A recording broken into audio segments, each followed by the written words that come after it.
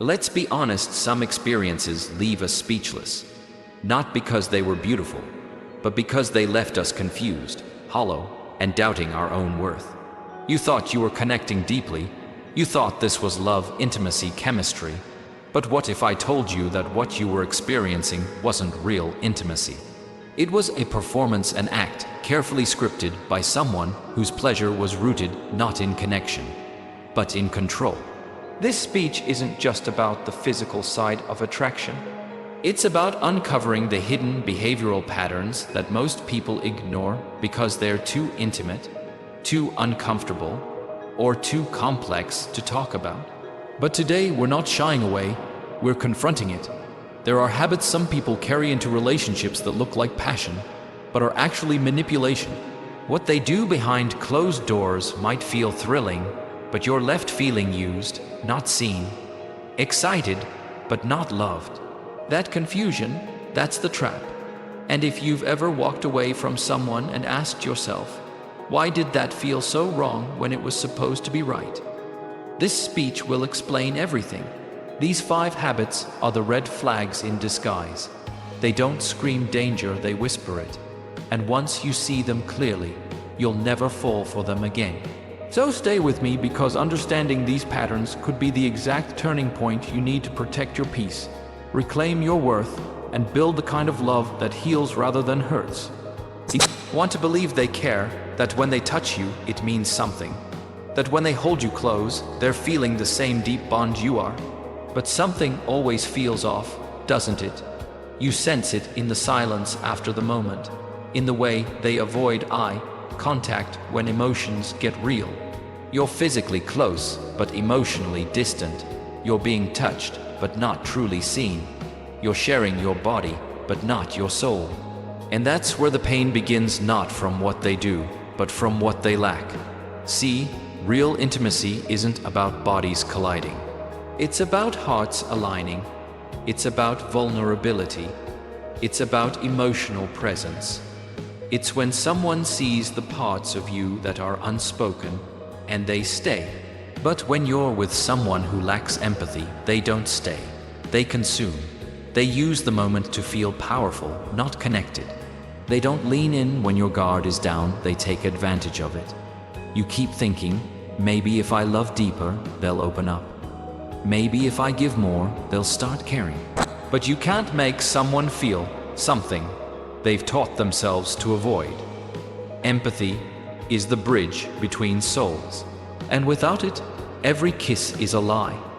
Every embrace is a disguise. And every intimate moment becomes a performance instead of a connection. You are not crazy for wanting more. You're not asking for too much when you crave presence, when you crave to be felt emotionally as much as physically. That's what real love is built on. But here's what no one tells you. Some people have mastered the art of pretending. They mirror your desires, they echo your words, they act like they care, but it's a mask, carefully designed to lure you in, only to leave you emptier than before. They give you just enough to keep you attached, but never enough to feel secure. They touch you like they know you, but they don't ask about your soul. They say the right things in the moment, but forget your pain the next day. And you start to question yourself. You wonder if maybe you're being dramatic, if maybe this is just how it is. But deep down, you know this isn't love. This isn't what your heart was meant to settle for. Because real connection doesn't make you feel confused. Real love doesn't need to be chased or earned. It flows freely. It holds you without strings. It listens without interrupting. It gives without keeping score. You might be wondering why someone would get close without wanting connection. And the truth is harsh. They're not looking to bond. They're looking to feed their ego, to be desired, to feel powerful. Your longing for intimacy becomes their opportunity for control. Your heart becomes their playground. And when they see you falling deeper, they don't respond with compassion. They pull back, not because they're overwhelmed, but because they never intended to stay. It was never about love. It was about attention. It was about control. It was about keeping you wanting, needing, doubting because that's how they feel powerful. And yet, you stay, not because you're weak, not because you're blind, but because you're hopeful, because you believe in love so deeply that you try to create it even when it's not being offered. That's the beauty and the burden of having a good heart. You believe there's goodness in others, too. You believe people can change, but let me be honest with you, people don't change for love. They change when they decide to face their truth. And someone who lacks empathy doesn't feel the need to change. Not when they can fake connection and still get what they want. So here you are, stuck in a cycle. The closeness feels real in the moment, but the aftermath is always cold. You keep trying to reignite something that was never lit from their side. You give your all, and they give just enough to keep you confused. But that confusion isn't love, it's manipulation. You don't need someone who reaches for your body while ignoring your pain. You don't need someone who says, "I love you," when they really mean, "I love how you make me feel." You need someone who holds you when you're breaking, who hears what you're not saying, who looks at you in your silence and still understands. That's intimacy. That's empathy, and anything less will never satisfy your soul. You have to understand, intimacy without empathy is like breathing underwater. It looks peaceful from the outside, but it's suffocating you from within. It drains you, it makes you second. Guess your worth. It keeps you emotionally starving while pretending to feed you. And the longer you stay in that illusion, the more disconnected you become from yourself. Because it's not just about the other person not feeling for you, it's about you slowly forgetting how to feel for yourself. You begin to think love is supposed to hurt. That connection is supposed to be confusing. That desire and pain are supposed to go hand in hand. But that's not love. That's trauma disguised as passion. You deserve more than to be touched. You deserve to be understood. You deserve more than to be desired. You deserve to be chosen. Not for your body, not for your attention, but for your soul, for your thoughts, for your scars, for your dreams. And when you begin to truly understand this, you stop begging for crumbs. You stop chasing someone who never had the capacity to love you the way you need. You stop showing up for people who only show up when they want something. You learn that your vulnerability is a gift, not a weakness. And anyone who treats it like a tool to manipulate you doesn't deserve access to your heart. You don't have to earn love through sacrifice. You don't have to trade your emotional peace for momentary passion. That's not a fair exchange, that's self-betrayal, and you've done that for far too long. It's time to reclaim your power, not by becoming cold, but by choosing who you warm up to. Not by shutting down, but by protecting your energy, by demanding presence, by requiring empathy, by not confusing closeness with connection. You've cried over people who never cried for you. You've stayed up nights wondering why they didn't feel the same. You've replayed moments, rewritten messages, blamed yourself, and still, they couldn't meet you at the depth you needed. It's not your fault. It's not your failure. It's their limitation. But here's what you can do: heal, grow, learn, and promise yourself never to settle again for touch without tenderness, for closeness without commitment, for passion without presence. You deserve to be with someone who doesn't just want you when it's convenient, but who stays when it's uncomfortable, who doesn't just crave your body, but respects your heart, who sees your soul and says, "This right here is what I've been looking for." Until then, choose yourself. Every single time. Because when you finally begin choosing yourself, you also begin seeing the difference between being loved and being impressed. You start noticing how some people don't show up to connect, they show up to perform. They're not trying to build something sacred with you. They're trying to prove something to themselves. They enter the most vulnerable space, intimacy, not as a place to be real, but as a stage to put on a show. There's a kind of obsession some people have not with you, but with how they appear in the moment. They want to be remembered as unforgettable. They want you to be addicted to the experience, but not because it was meaningful, not because it was healing, because it was intense, thrilling, and left you wanting more. They're chasing a high, and they want to be the one who leaves a mark, not emotionally, but mentally. It's not about how you feel during, it's about how long you'll crave it after.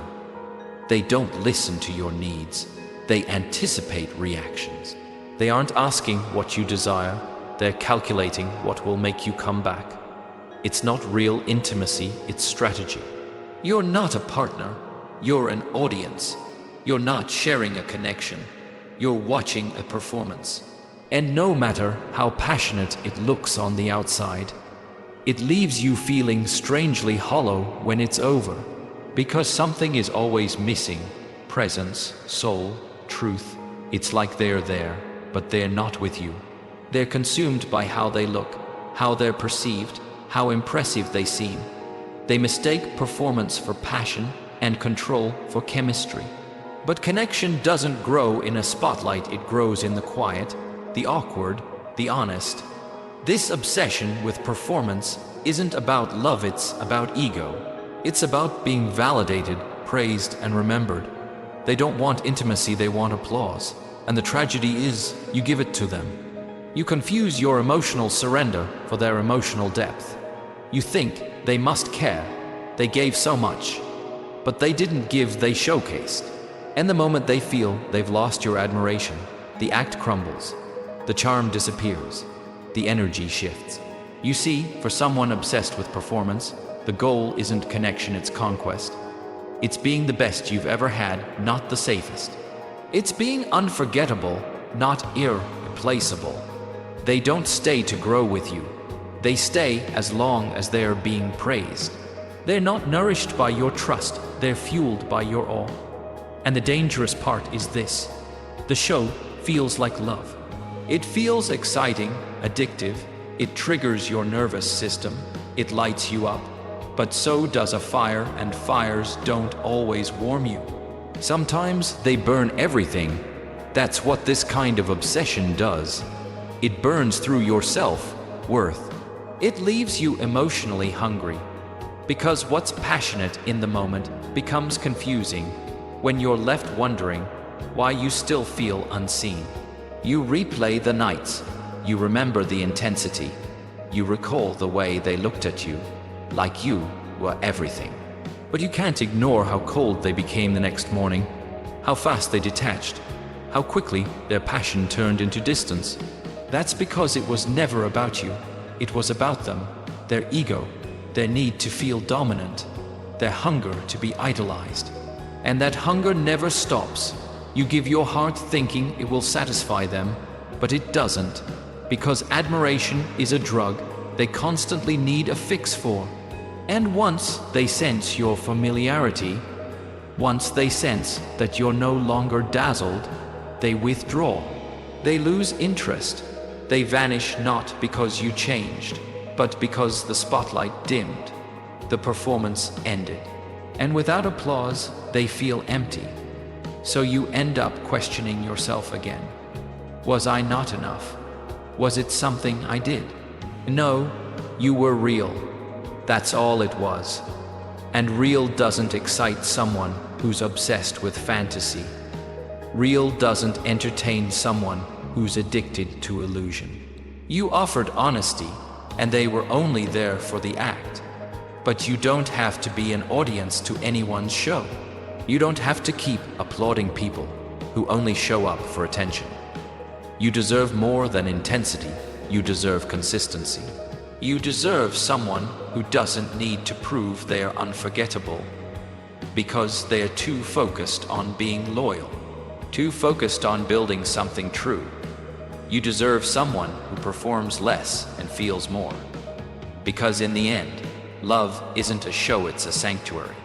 And it's okay to walk away from people who only wanted the stage, not the soul. And when someone treats love like a sanctuary, they don't need to seduce you into staying. They show up with honesty, consistency, and heart. But there are people who don't know how to build love, so they manipulate desire. They don't offer themselves, they offer a fantasy. A version of themselves so intoxicating, so well crafted, that you begin to believe this must be something rare, something real. But what you're being drawn into isn't a relationship. It's a trap, wrapped in charm and disguised as intimacy. Seduction, in its purest form, is a beautiful dance between two people who want each other with mutual respect. But for some, seduction is never about closeness. It's about dominance, control, power. It's a tool used to disarm you, confuse you, and make you feel dependent on them, on their attention, on the pleasure they give and take at will. They don't seduce because they feel love, they seduce because it gives them leverage. It's not about emotional closeness, it's about strategic control. They study you, they find your soft spots, your insecurities, your unmet needs, and then they become the person you've been waiting for. Not because they are, but because they want access. Access to your trust, access to your vulnerability, access to your body, your mind, your loyalty without ever offering their own in return. They'll use language that sounds like connection. They'll make you feel chosen, wanted, craved. You'll feel like you've finally been seen, but you haven't. You've only been targeted. And once they know they've captured you emotionally, they shift. The warmth starts to fade. The interest becomes conditional. The touch becomes calculated. And that deep, seductive energy that once felt like love, it becomes a weapon. They will use seduction to get you to comply, to win arguments, to avoid accountability, to pull you back when you're ready to leave. Suddenly, every tender moment becomes transactional. Intimacy becomes currency. And you start to feel like you have to earn their affection, even though you never did at the start. That's how the control grows, quietly, elegantly, but deeply. And the worst part, you'll mistake their manipulation for magic. You'll keep coming back, hoping for the version of them you saw in the beginning. You'll remember the way they looked at you like no one else did. You'll crave the emotional high of being wanted, even though it left you emotionally starving later. That's the power of seduction used as a weapon. It doesn't just control your body, it rewires your heart. You'll start to silence your intuition. You'll begin to tolerate confusion, justify distance, excuse disrespect, just to feel close again. But closeness that costs your peace isn't love. It's control dressed in passion. It's affection dipped in danger. And the longer you stay, the more addicted you become, not to the person, but to the idea of who they were when they seduced you. They don't just use seduction to attract you, they use it to erase your boundaries, to make you believe you're overreacting, to make you question your standards. Because every time you get ready to walk away, they know exactly what to say, how to touch, how to pull you back into a place where your logic fades and your emotions take over. But this isn't passion, this is a power play. Real love doesn't require manipulation. It doesn't seduce you into silence. It doesn't kiss you just to make you forget what hurt. Love invites truth. It welcomes boundaries. It holds you even when you're not easy to hold. But someone who uses seduction as a weapon doesn't want your wholeness, they want your submission. And you deserve more than that. You deserve someone who doesn't just know how to touch your body, but someone who protects your spirit, who doesn't need to charm you into staying, because their love makes you feel safe enough to stay on your own, who doesn't use desire to control, but uses trust to grow something sacred. Because when seduction becomes a tool for manipulation, love becomes a game you'll never win. The rules will keep changing. The goalposts will keep moving. And you'll keep losing pieces of yourself just trying to keep the connection alive. But the truth is, real connection doesn't require performance. And it certainly doesn't demand seduction as proof. It only needs one thing: presence, the kind that stays, not seduces. Because presence is where love lives. But for someone who craves power more than connection, presence becomes a tactic, not a truth. They show up just enough to remind you of what it could be, and then vanish before you get too close to what it really is. They play hot, then cold, close, then distant, passionate one moment, detached the next, and you're left spinning in a cycle you never agreed to, a game you never signed up to play. But that's exactly how the push-pull power game works. It's not about building love. It's about creating chaos. Because when you're caught between their warmth and their silence, your nervous system gets hooked. You become addicted to the highs they offer and the lows they impose. It's not love you're chasing anymore, it's relief. Relief from the tension, relief from the doubt, relief from constantly wondering, did I do something wrong?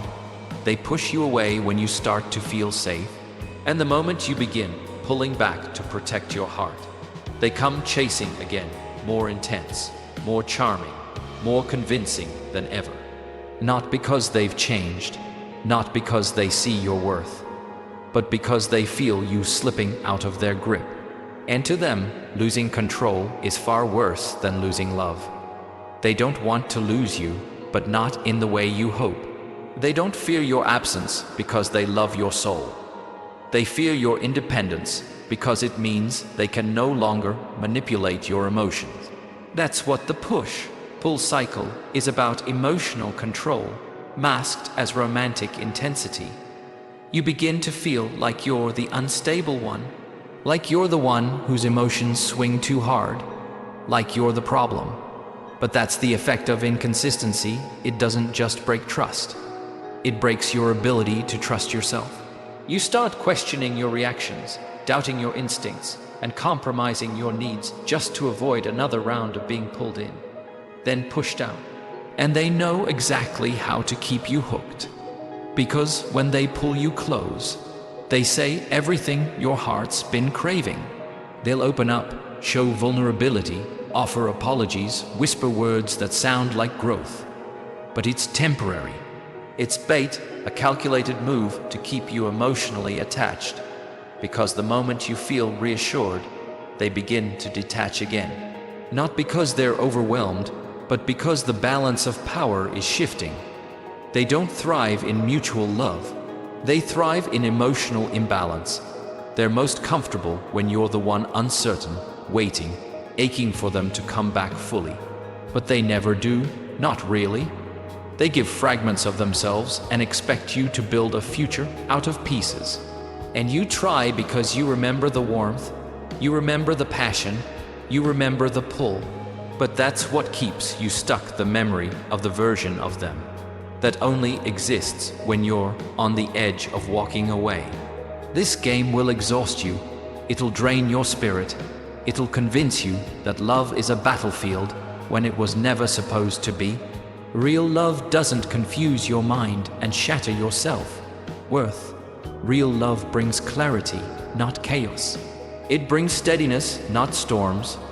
But in the push-pull dynamic, peace is the last thing you're given, because peace doesn't give them power. Your uncertainty does, your emotional investment does, your fear of letting go does.